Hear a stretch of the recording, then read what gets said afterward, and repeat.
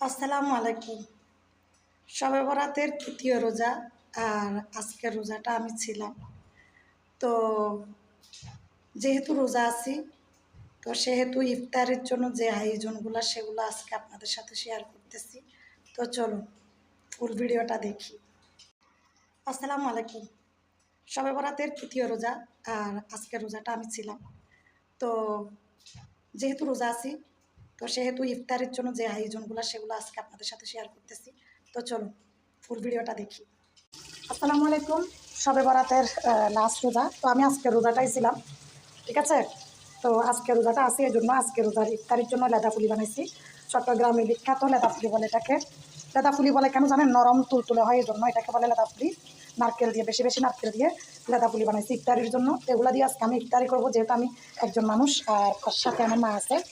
আর এগুলো হচ্ছে যে মুরগির মাংস ফ্রাই করতেছি, মানে রাতের ডিনারে খাওয়ার জন্য।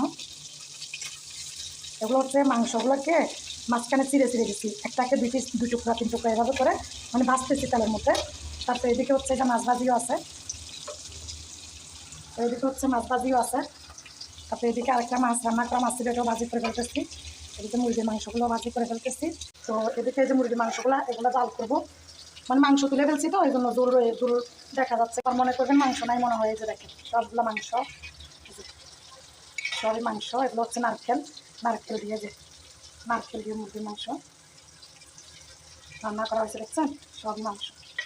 তো ওইখান থেকে মানে প্রায় 4-5 পিসের মতো নিচে আর কি, 4-5 পিসের মতো ফ্রাই করা।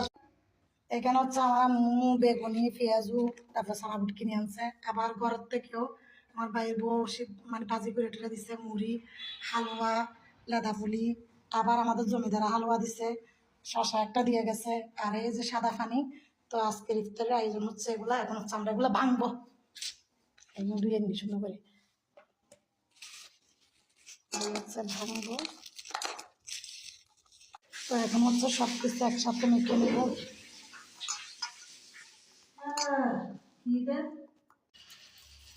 এই এই এই এই।